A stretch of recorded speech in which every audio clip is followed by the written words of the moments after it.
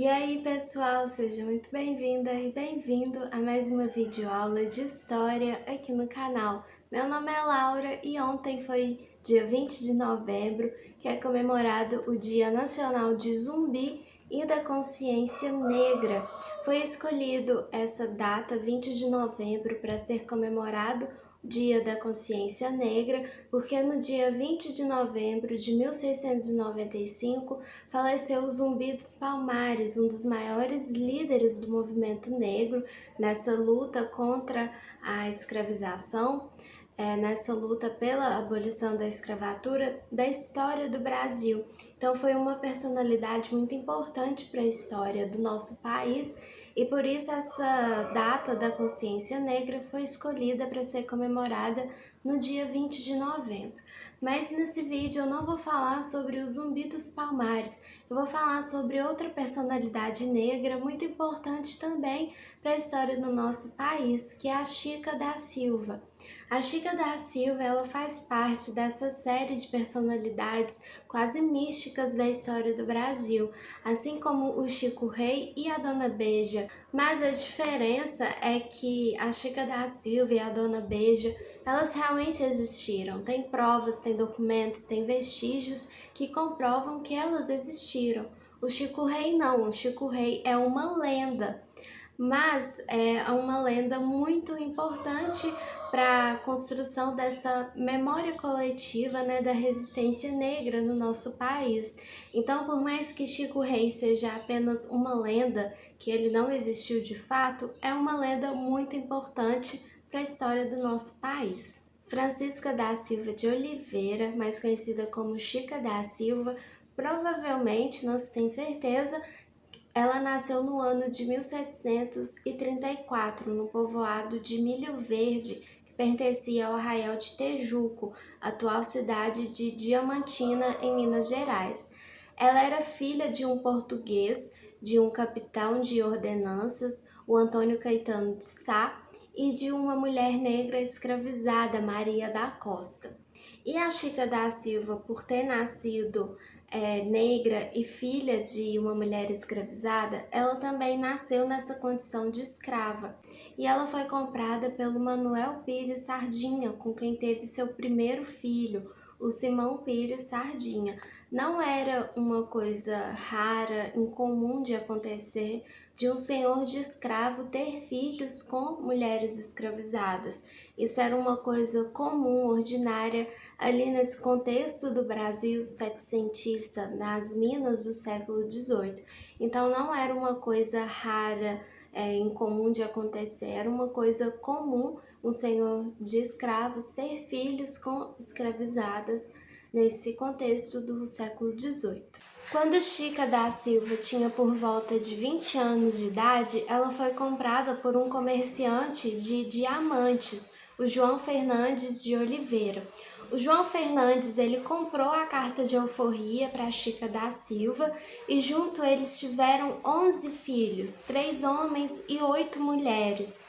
Eles não eram casados, mas o João Fernandes assumiu todos esses filhos e eles viveram juntos por 17 anos, porque teve uma época que o João Fernandes teve que ir embora para Portugal para resolver questões familiares de herança do pai dele, e ele levou com ele para Portugal seus 3 filhos. E esses 3 filhos da Chica da Silva com João Fernandes estudaram na Universidade de Coimbra. A Chica da Silva ficou aqui no Brasil com suas 8 filhas e elas estudaram no melhor colégio da capitania de Minas Gerais, destinado a mulheres da elite, que era o recolhimento de Nossa Senhora da Conceição de Monte Alegre de Macaúbas. Algumas de suas filhas se tornaram freiras e outras se casaram.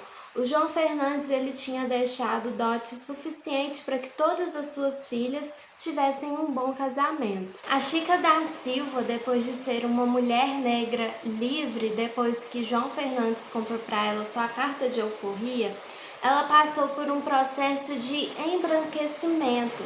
O que é isso? Ela passou a adotar valores, posturas, costumes da elite para poder pertencer à elite, para poder ser aceita ali naquele mundo dominado por brancos, dominada pela elite branca.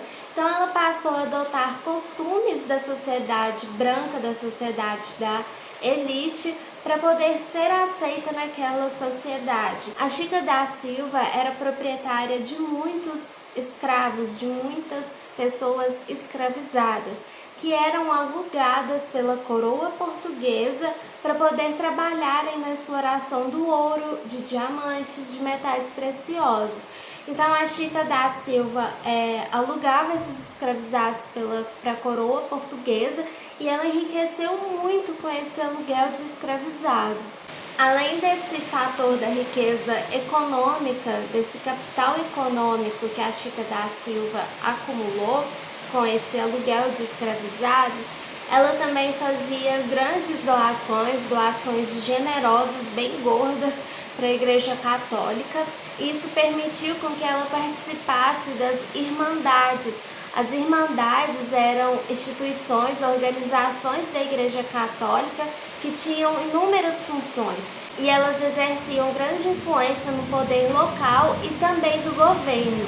A Chica da Silva participou de 4 grandes irmandades: a Irmandade de São Francisco de Assis e Nossa Senhora do Carmo, destinada a pessoas brancas, a Irmandade de Nossa Senhora das Mercês, que era dos mestiços, e a Irmandade da Rosário dos Pretos.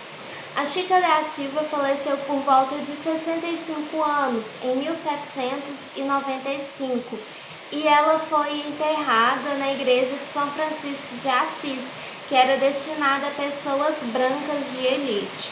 Então essa é a história da Chica da Silva, uma dessas grandes personalidades negras da história do Brasil. Foi construído na nossa mentalidade, na mentalidade coletiva, na memória coletiva, foi construída uma imagem bem diferente dessa Chica da Silva que eu falei. E até mudaram o nome, né? Chica da Silva é com CH e o mito traz a caligrafia de X, né? Chica com X. E essa imagem da Chica da Silva com X e tanto da Dona Beija é sempre uma imagem muito sexualizada, como se elas fossem feiticeiras, que elas enfeitiçavam, seduziam os homens, e não eram bem assim, né? Eram mulheres que viram naquela sociedade setecentista, nas minas de ouro setecentistas do século XVIII, elas enxergaram ali possibilidades para sua ascensão social, para o seu reconhecimento, para o seu pertencimento na sociedade. Então foram mulheres que usufruíam dessas possibilidades que elas tinham de ter uma ascensão social. Não tinha nada disso delas serem feiticeiras, seduziam os homens para ter o que elas quisessem. Alguns falam que o João Fernandes não queria comprar a carta de alforria para ela que seduziu, convenceu o João Fernandes a comprar essa carta de alforria, mas não é bem assim, a gente sabe que não é bem assim, né? São apenas mulheres que lutaram pela sua sobrevivência para viver nessa sociedade setecentista através das oportunidades que eram oferecidas a elas, a essas possibilidades que elas tinham de ascender socialmente. Então essa foi a história da Chica da Silva, espero que tenham gostado da videoaula de hoje. Eu vou deixar aqui na descrição uma série de livros falando sobre a Chica da Silva para vocês darem uma olhada e comprar esses livros. Quando você compra esses livros, você está ajudando o canal a crescer. Também engaja muito aqui nesse vídeo, curta, comenta, compartilha, se inscreva no canal. Quanto mais você interagir, quanto mais você engajar com esse vídeo, mais o YouTube vai recomendar ele para outras pessoas e mais o canal vai crescer. Bons estudos e vejo vocês quinta-feira para mais uma videoaula de filosofia aqui no canal. Até mais!